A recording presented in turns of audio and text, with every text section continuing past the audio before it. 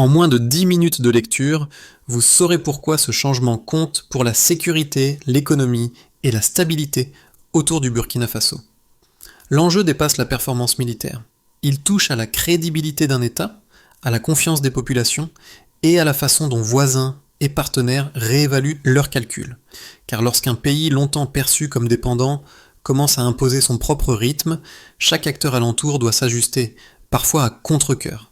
Ce texte ne cherche ni à célébrer ni à condamner, mais à comprendre, donner et séquence à l'appui ce que signifie ce basculement sous le leadership d'Ibrahim Traoré et pourquoi il oblige à repenser des modèles que beaucoup croyaient encore valides. La première révélation tient à un chiffre longtemps sous-estimé. En moins de 24 mois, le délai moyen entre détection et réaction militaire est passé de plus de 45 minutes à parfois 12 minutes. La seconde est que cette bascule ne provient pas d'une coalition extérieure, mais d'un réagencement interne progressivement assumé sous le leadership d'Ibrahim Traoré. Pour mesurer la portée de ce changement, il faut revenir au paysage hérité.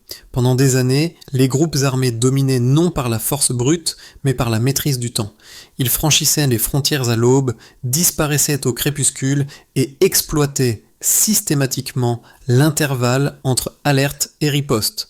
Le Burkina Faso était perçu comme un corridor plus que comme un espace souverain, où la géographie offrait refuge et profondeur tactique. L'armée nationale, étirée et fragmentée, opérait à partir d'avant-postes espacés, dépendantes de chaînes de renseignement lentes et souvent externes. L'information arrivait trop tard, laissant villages et axes pastoraux exposés à une violence imprévisible.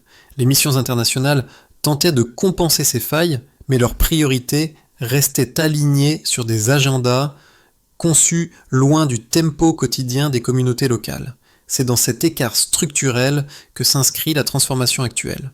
L'idée clé, longtemps théorisée mais rarement appliquée, était simple. Sans compression du temps, aucun contrôle durable du terrain n'est possible au Sahel. Lorsque le ciel cesse d'être un décor stratégique pour devenir une frontière active, la logique entière du champ de bataille change. Ce basculement fournit la clé de lecture centrale. La vitesse n'est plus un effet secondaire, mais le cœur du rapport de force. Les premiers signes concrets n'apparaissent pas dans des communiqués, mais sur le terrain. Dans une zone autrefois jugée impraticable, des unités locales constatent que certains itinéraires deviennent plus prévisibles. Un officier évoque une patrouille de routine durant laquelle des éleveurs, habituellement méfiants, signalent une baisse inhabituelle des passages armés près de leur pâturage. Ce détail, discret, indique déjà un déplacement du risque. Un second cas confirme la tendance. Dans un village frontalier, une cellule d'alerte communautaire transmet une observation en moins de 5 minutes, alors qu'il fallait auparavant près d'une demi-heure. Ce raccourcissement permet à une équipe mobile d'arriver avant la dispersion habituelle des groupes hostiles. Pour les habitants, ce n'est pas un succès militaire abstrait, mais la preuve tangible qu'une réponse rapide devient possible. Leur comportement évolue aussitôt. Les signalements se multiplient, gagnent en précision, et la coordination locale se resserre. Dans les cercles militaires, ces micro-événements sont interprétés comme les premiers effets d'un système en cours de structuration porté politiquement par Ibrahim Traoré. Il ne s'agit pas seulement d'un gain technique, mais d'un changement de relation entre population, renseignement et action. La rapidité commence à produire un effet de confiance, élément longtemps absent dans les zones exposées. Ces impacts précoces montrent que la transformation ne se mesure pas uniquement en opérations réussies. Elle s'observe dans la manière dont les acteurs locaux ajustent leurs choix quotidiens. L'idée centrale est simple. Quand la vitesse devient crédible, la sécurité cesse d'être abstraite. Au départ, l'activation est presque imperceptible. Des vols d'essai s'enchaînent sur plusieurs semaines, sans annonce officielle. Les trajectoires sont répétées à basse altitude, les capteurs thermiques ajustés, les procédures nocturnes testées. Pour un observateur extérieur, rien ne distingue encore cette phase d'un simple entraînement. Pourtant, au sol, les unités ressentent un glissement net. Les demandes de reconnaissance sont traitées plus vite, les confirmations arrivent en minutes plutôt qu'en heures et les décisions cessent d'être différées. Cette phase d'activation constitue le socle silencieux de la bascule à venir. Le point de rupture survient lors d'une première alerte majeure. Une colonne armée traverse la frontière au crépuscule, misant sur l'ancien avantage temporel. Mais la chaîne n'est plus la même. Une cellule communautaire transmet un signal. Une patrouille identifie une signature thermique. Un opérateur confirme. En 12 minutes, un appareil est en vol. En moins d'une demi-heure, la colonne se disperse avant d'atteindre sa zone de regroupement. Pour la première fois depuis des années, les groupes armés perdent l'initiative qui structurait leur mode opératoire. Ce moment marque la bascule psychologique. La certitude de pouvoir agir et fuir plus vite disparaît. À partir de là, la séquence s'accélère. Les adversaires testent les failles, fragmentent leurs convois, modifient leurs horaires, saturent les itinéraires. La réponse nationale s'adapte à son tour. Les cartes sont mises à jour en continu. Les anciennes routes de fuite deviennent des zones surveillées. La simple rumeur d'une présence aérienne suffit parfois à faire renoncer une cellule à un déplacement. L'économie du risque change. Chaque tentative comporte désormais un coût potentiel plus élevé. C'est dans cette phase que le rôle d'Ibrahim Traoré devient lisible pour les analystes, non pas par l'introduction d'un équipement isolé, mais par l'imposition d'une logique systémique où la vitesse gouverne la décision. La doctrine redessine la séquence classique usure, riposte, retrait et inverse l'ordre. Détection, compression du temps, contrainte permanente. Les groupes armés hésitent davantage, commettent des erreurs et voient leur cohésion s'éroder. Les répercussions apparaissent progressivement. Des villages frontaliers signalent moins d'incursions nocturnes. Les patrouilles retrouvent des traces plus cohérentes. Certains sanctuaires se vident ou se déplacent hors de l'espace désormais surveillé. Rien de spectaculaire, mais une érosion méthodique. Chaque attaque avortée ouvre un intervalle pour consolider le dispositif. Et, au-delà des frontières, la région commence à s'ajuster, recalculant ses propres équations de risque face à un acteur devenu imprévisible par sa rapidité. Le premier indicateur sert de ligne de base. Avant la réforme, le délai moyen entre une détection initiale et une réaction effective dépassait régulièrement 45 minutes. Cet intervalle offrait aux groupes armés une marge d'évasion presque garantie, suffisante pour franchir une frontière, se disperser et effacer leurs traces. Aujourd'hui, ce délai descend par moment à 12 minutes. La différence n'est pas marginale. Une fenêtre plus courte réduit drastiquement le nombre d'options tactiques disponibles et transforme chaque déplacement hostile en pari risqué. Autrement dit, moins de temps signifie moins de choix, donc plus d'erreurs possibles. Le deuxième indicateur concerne la couverture opérationnelle des zones sensibles. Dans le système précédent, les patrouilles aériennes ne surveillaient qu'environ 18% des secteurs critiques durant les heures les plus exposées, notamment à l'aube et au crépuscule. Désormais, cette couverture dépasse 40% selon plusieurs officiers impliqués dans la coordination. Ce saut quantitatif modifie la géographie perçue du terrain. Des espaces autrefois considérés comme des refuges deviennent des couloirs sous contrainte permanente. Autrement dit, une couverture élargie transforme des zones sûres en zones incertaines. Le troisième indicateur touche à la chaîne communautaire. Avant la transformation, le relais d'une alerte villageoise prenait en moyenne 30 minutes, le temps de vérifier, transmettre et obtenir une réponse. Aujourd'hui, ce délai tombe à 5 minutes grâce à des protocoles simplifiés et à une responsabilisation accrue des relais locaux. Ce raccourcissement change le rôle des populations qui cessent d'être de simples témoins pour devenir des capteurs avancés du dispositif. Autrement dit, une alerte plus rapide augmente la probabilité d'interception. Pris séparément, ces chiffres pourraient sembler techniques. Ensemble, ils dessinent une ossature cohérente. Chaque minute gagnée augmente la pression cumulative sur les réseaux hostiles. Les analystes parlent d'un effet d'engrenage. La rapidité agit à la fois comme contrainte tactique et comme pression psychologique. Même lorsque aucun appareil n'est visible, la possibilité d'une réaction rapide modifie les décisions adverses. Dans cette architecture, l'influence d'Ibrahim Traoré apparaît moins dans l'affichage que dans l'intégration des données. Les images thermiques, les signalements communautaires, les observations de patrouilles et les flux satellitaires ne sont plus traités comme des fragments isolés, mais comme un continuum décisionnel. Les commandants peuvent ajuster leurs choix presque en temps réel, réduisant les angles morts et les temps morts. Les effets secondaires confirment la tendance. Les groupes armés fragmentent davantage leurs unités, évitent les rassemblements prolongés et multiplient les itinéraires. Ce comportement indique une perte de confiance dans les routines de mobilité. La menace aérienne devient une variable omniprésente, intégrée à chaque calcul, même en l'absence d'activité visible. Enfin, replacés dans l'environnement régional, ces deltas prennent une autre dimension. Les capitales voisines observent la diminution des incursions au nord du pays et perçoivent l'impact d'un nouvel équilibre.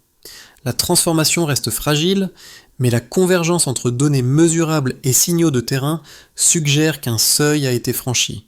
La vitesse, devenue ressource stratégique, redéfinit la manière dont un État peut stabiliser un espace aussi vaste que le Sahel.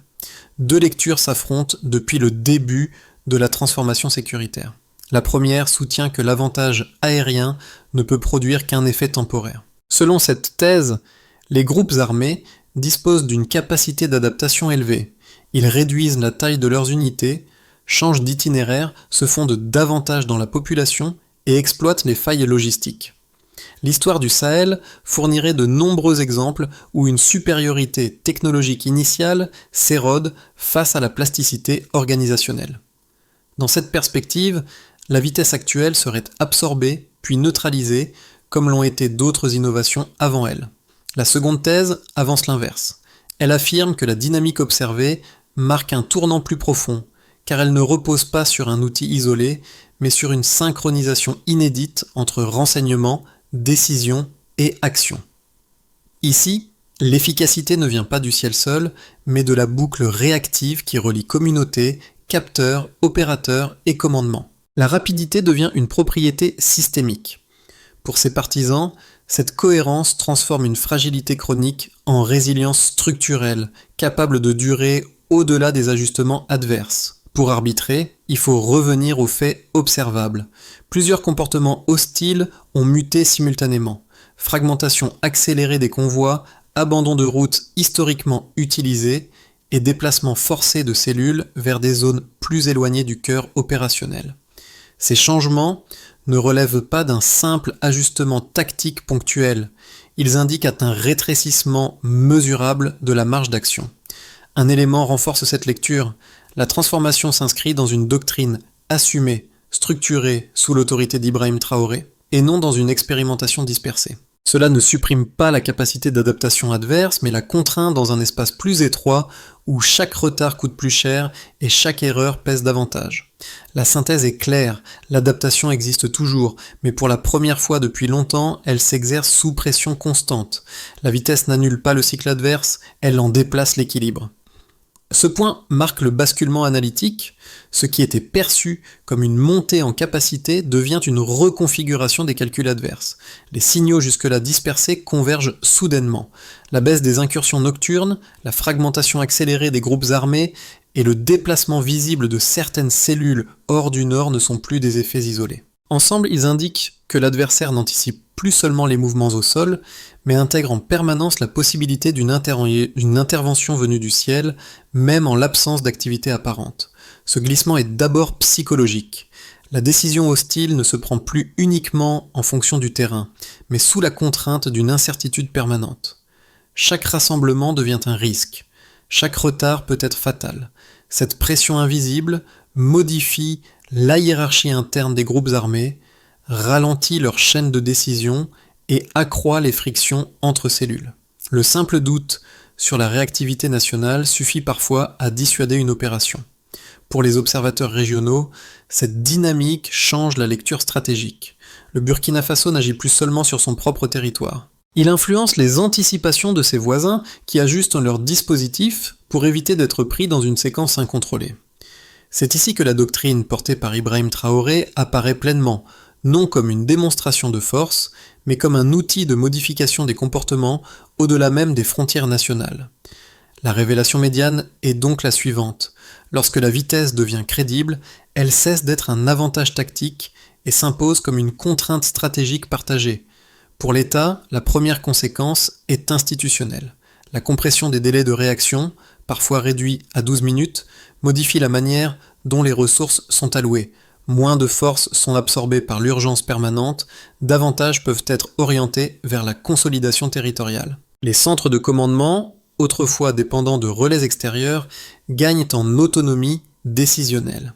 Cette capacité à agir vite renforce la crédibilité de l'appareil sécuritaire et modifie la perception de l'autorité publique dans les zones longtemps considérées comme périphériques. Sur le plan économique, les effets sont indirects mais structurants. La diminution des incursions dans plusieurs zones du Nord réduit les ruptures sur les axes commerciaux et les couloirs pastoraux. Des transporteurs évoquent une baisse des interruptions forcées et une meilleure prévisibilité des trajets. Cette évolution reste fragile, mais elle rouvre des circuits gelés depuis des années. Certaines petites entreprises locales recommencent à envisager des échanges réguliers, non pas parce que le risque a disparu, mais parce qu'il devient plus lisible et plus anticipable. Pour les populations, l'impact est d'abord psychologique.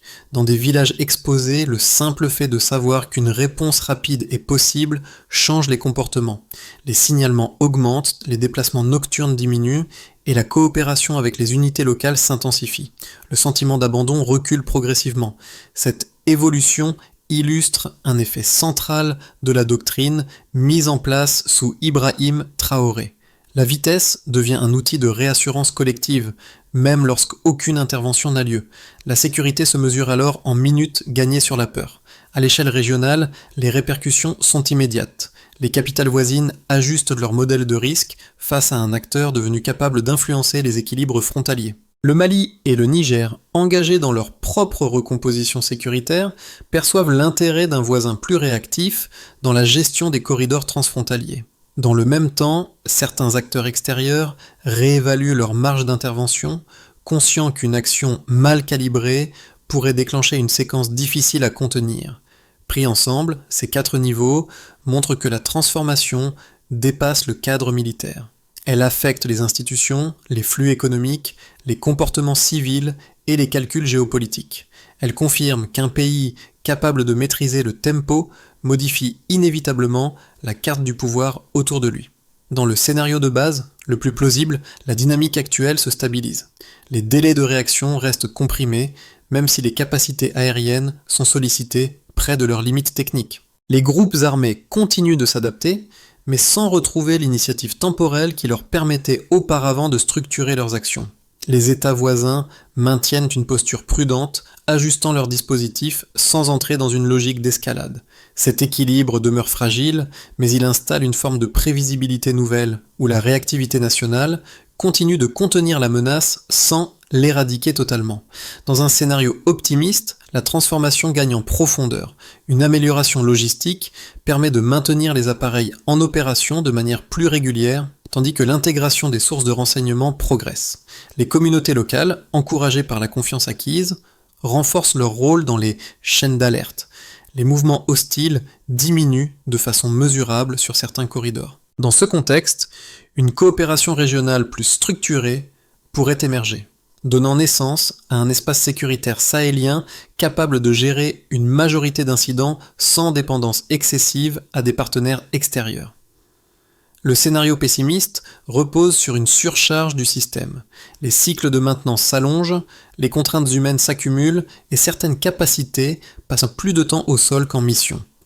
Les groupes armés exploitent ces intervalles pour reprendre l'initiative dans des zones ciblées. Parallèlement, une pression géopolitique accrue pourrait alimenter des malentendus régionaux et déclencher une compétition discrète mais persistante. Pour lire correctement les mois à venir, une recommandation analytique s'impose. Considérer la vitesse non comme un avantage ponctuel, mais comme une ressource stratégique dont la préservation dépend autant de la doctrine que de la logistique. Pour ceux qui vivent au plus près des zones exposées, la transformation se lit dans des signaux discrets mais concrets. Des routes autrefois évitées sont parfois réempruntées de jour. Les marchés reprennent à intervalles plus réguliers. Les habitants n'évoquent pas une sécurité retrouvée, mais une réduction de l'imprévisible. Cette nuance est essentielle. Elle traduit un passage de la peur diffuse à un risque mieux circonscrit, donc plus gérable. Dans cet espace, la rapidité devient une forme de protection indirecte, parce qu'elle rend l'action hostile moins certaine. Du côté des acteurs économiques locaux, le changement se mesure en flux. Transporteurs, commerçants et petites entreprises résonnent en termes de délai et de rupture. Moins d'interruptions signifie une logistique plus lisible. Les coûts liés aux détours, aux attentes forcées et aux pertes imprévues diminue. Cela ne déclenche pas une vague d'investissement, mais permet des décisions prudentes. Réactiver un itinéraire, stocker davantage, honorer des engagements auparavant trop risqués. La stabilité, ici, n'est pas l'absence de menaces, mais la capacité à anticiper ces variations. Pour les observateurs extérieurs, diplomates et analystes, la lecture est différente. Ils voient dans cette dynamique une modification des paramètres sahéliens. Le Burkina Faso impose désormais un rythme que peu avaient anticipé. Certains y perçoivent une opportunité de recomposition régionale, d'autres un facteur potentiel de friction. Mais tous reconnaissent que les anciennes grilles d'analyse, centrées sur l'inertie et la dépendance, ne suffisent plus à expliquer les comportements observés. Ces trois regards convergent vers une même réalité. La transformation n'est pas spectaculaire, mais cumulative. Elle agit sur les gestes quotidiens, sur les calculs économiques et sur les interprétations géopolitiques. Elle rappelle surtout que la sécurité, lorsqu'elle devient plus rapide, se manifeste d'abord dans la vie ordinaire, avant d'apparaître dans les rapports stratégiques. Pour que la transformation s'inscrive dans la durée, une feuille de route claire s'impose. La première étape concerne la stabilisation logistique. Les capacités aériennes exigent des cycles d'entretien rigoureux, un accès constant aux pièces critiques et des équipes techniques formées. Sans cette base, la compression du temps risque de s'éroder au moment le plus sensible. La deuxième étape vise l'unification complète des flux de renseignements. Les données communautaires, les images thermiques, les observations de patrouilles et les apports satellitaires doivent converger dans une interface unique avec des protocoles standardisés. Cette intégration réduit les angles morts et accélère la décision à tous les niveaux. Troisièmement, la formation des unités locales doit être étendue. Chaque échelon, du relais villageois au commandement intermédiaire, doit maîtriser les procédures d'alerte, de marquage et de coordination. L'objectif est l'autonomie fonctionnelle, y compris lorsque certaines capacités aériennes sont temporairement indisponibles. Quatrième étape, la coordination régionale. Sans alignement avec les pays voisins, les corridors hostiles se déplacent au lieu de disparaître. Des mécanismes de partage d'alerte et de synchronisation limiteraient ces zones grises et réduiraient les risques d'interprétation erronée. Enfin, un dispositif d'évaluation continue est indispensable. Un suivi trimestriel des délais de réaction, des mouvements frontaliers et des signalements communautaires permet d'ajuster la doctrine en temps réel. C'est dans cette capacité d'apprentissage permanent que réside la durabilité du système impulsé sous Ibrahim Traoré. Cette feuille de route ne promet pas une victoire rapide. Elle vise la consolidation d'un avantage temporel, condition nécessaire pour transformer un moment politique en structure durable. Le retour au terrain éclaire la portée humaine de la transformation. Les villages qui servaient de premiers capteurs d'alerte, les patrouilles parcourant des corridors poussiéreux, les éleveurs observant des mouvements lointains composent désormais un paysage légèrement différent. Rien de spectaculaire encore, mais une respiration nouvelle apparaît, faite de gestes prudents, redevenus possibles, et de décisions moins dictées par l'urgence. Cette évolution rappelle ce que beaucoup avaient sous-estimé. La capacité d'un État à reconfigurer sa relation au danger lorsqu'il contrôle enfin le tempo. Les hélicoptères n'étaient qu'un signal. Le changement réel réside dans la cohérence d'un système capable de tenir dans la durée, malgré les contraintes et les ajustements adverses. Cette cohérence, pensée et assumée sous Ibrahim Traoré, relie vitesse, confiance et continuité. Elle transforme une série d'initiatives techniques en une dynamique partagée, perceptible au quotidien par ceux qui n'apparaissent jamais dans les rapports officiels. Une idée s'impose alors, simple et tenace. La sécurité n'est pas un état figé, mais un mouvement. Quand le rythme tient, l'espoir s'installe. Dans un Sahel où les frontières semblent parfois se dissoudre dans la poussière, chaque ajustement de rythme prend une dimension collective. La transformation observée au Burkina Faso ne se lit pas seulement dans des cartes ou des bilans sécuritaires. Elle apparaît dans des itinéraires rouverts, des alertes transmises plus vite, des décisions prises avec un horizon légèrement élargi. Ce sont ces signaux modestes qui donnent chair aux recompositions stratégiques souvent décrites de loin. Suivre cette évolution, c'est accepter une lecture nuancée. Ni récit triomphal, ni échec annoncé. Plutôt une expérience en cours, fragile, dépendante de choix humains, logistiques et politiques. Elle interroge aussi la manière dont les sociétés sahéliennes peuvent reprendre prise sur leur propre tempo, sans attendre que des modèles extérieurs dictent la cadence. Cette analyse restera ouverte. Les prochains mois diront si l'avantage temporel se consolide, s'érode ou se transforme. Vos lectures, vos questions et vos points de vue participent à cet échange nécessaire pour comprendre ce qui se joue réellement derrière les mots sécurité et stabilité. Comment interprétez-vous, vous, cette recomposition du rythme au Sahel ? En 2 ans, le tempo militaire bascule au nord. Les mêmes cartes, autrefois utilisées par des états-majors, doivent être réécrites quand des vols d'essai, des capteurs thermiques et des protocoles plus courts réduisent l'écart entre détection et réaction, faisant passer l'initiative des groupes armés vers une réponse nationale plus rapide, observée jusque dans des villages qui signalent plus vite et hésitent moins, pendant que les capitales voisines recalculent leurs risques et que les puissances extérieures voient leurs certitudes se fissurer. Que signifie, pour ceux qui vivent de ces cartes, l'irruption d'Ibrahim Traoré ? Et si l'ancienne théorie ne tenait plus ? Cette analyse fait une promesse claire. Expliquer comment une modification technique presque invisible au départ devient un levier stratégique capable d'affecter un espace régional entier.